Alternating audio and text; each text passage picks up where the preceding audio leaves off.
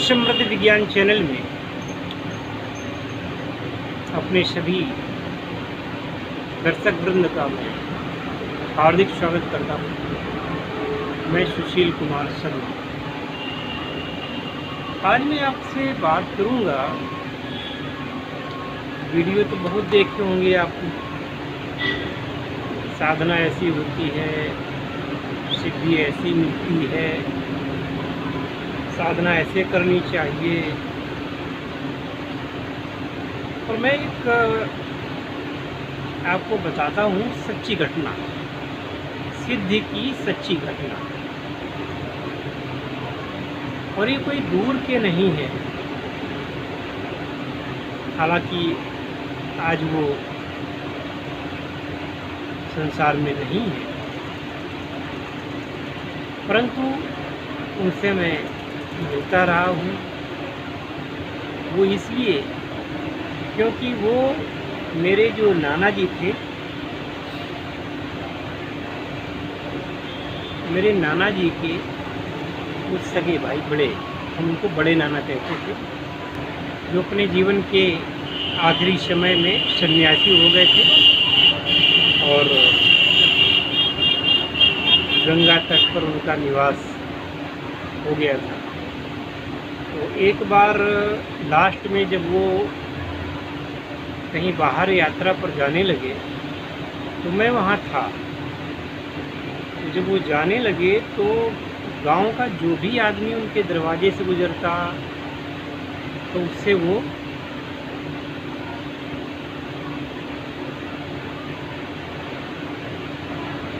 दुआ सलाम करते, नमस्ते, राम राम, जो भी है।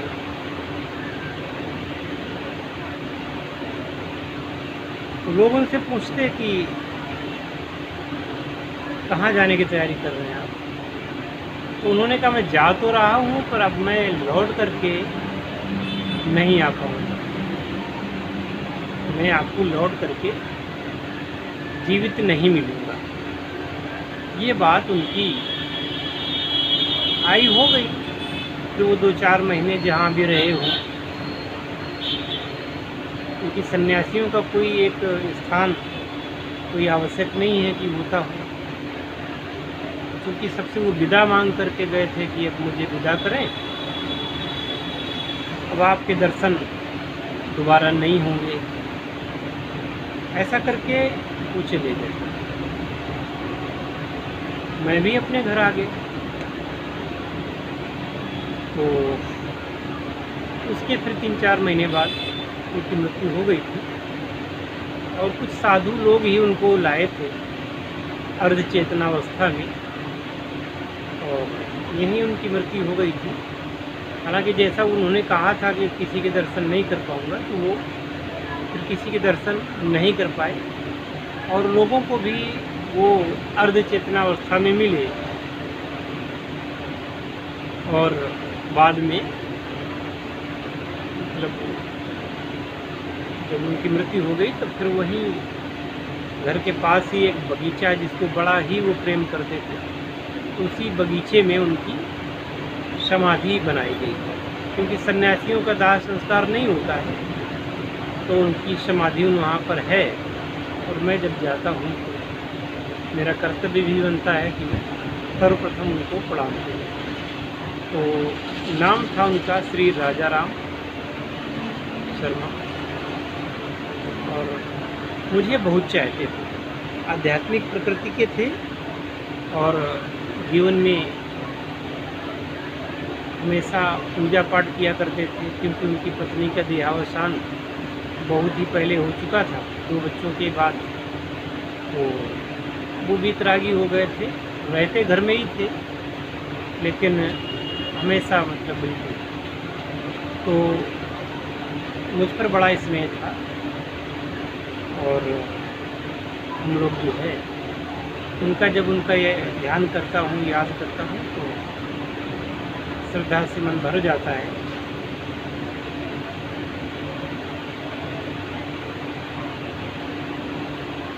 तो उनके विषय की बात बताता हूँ आपको कि वो एक समय था कि एक तो वो दिन भर पूजा पाठ किया ही करते थे, कहीं गीता पढ़ना, कहीं रामायण पढ़ना, कहीं कुछ करना, कहीं कुछ करना, ये सब किया करते थे। तो फिर वो जिज्ञासा बस उनके मन में आया, तब उनकी उम्र कहीं रही होगी 40-45 वर्ष की। तो ये आज से कम घटना होगी, 45-50 वर्ष पुरानी घटना होगी। तो वो एक पुस्तक ले आए और वो पुस्तक लाते हैं, उसको पढ़ते हैं, और उनके मन में ये था कि क्या ये तांत्रिक सिद्धियाँ होती भी हैं या सब झूठ है, कैसे है, क्या है।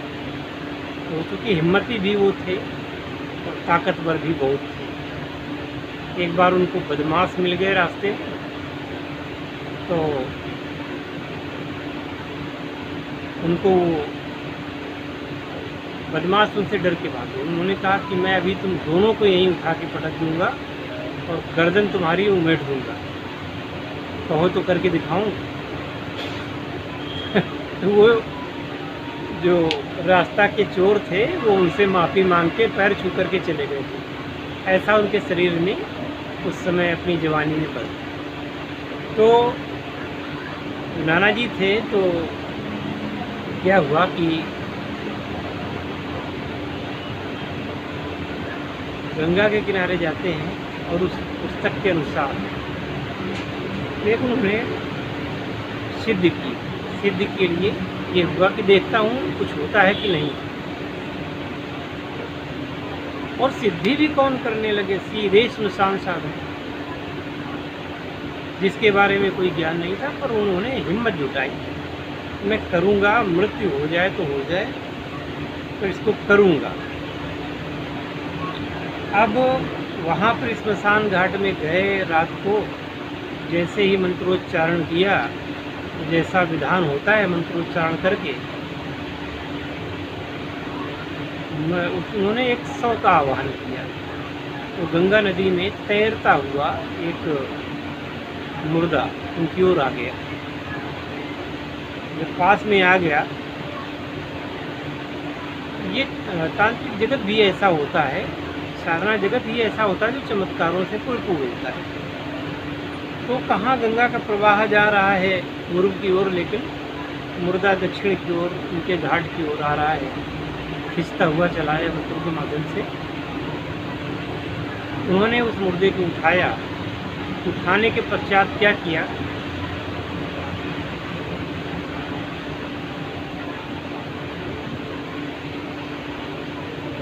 उसको पानी से निकाल करके बाहर रखा और बाहर रख करके कुछ तांत्रिक क्रियाएँ की। और जैसा कि उसमें विधान था कि शराब वगैरह जैसा था तामसिक साधनाओं में होता है, एक दिवसीय साधना थी। तो रात को जल्दी ही पहुंच गए थे और ये रात भर उसके छाती पे बैठ करके और जप करते रहे। जब जप की पूर्णता हुई, समाप्ति हुई, तो वो मुर्दा एकदम अट्टहास करके हंस पड़ा। बड़ी भयानक गर्जना के साथ हंसता है, तो ये डरे नहीं और मांगता है कि मुझे भोजन चाहिए, भोजन। उन्होंने पूछा क्या चाहिए, बोले खून चाहिए। तो ये क्योंकि उसके बारे में पहले से उनको पता था, उन्होंने ब्लेड से अपना उंगलियां चीर करके, अनामिका उंगली से उन्होंने चीर करके 7 बूंद उसके मुंह में टपका दिया। जब टपका दिया तब वो मुर्दा उठ करके बैठ गया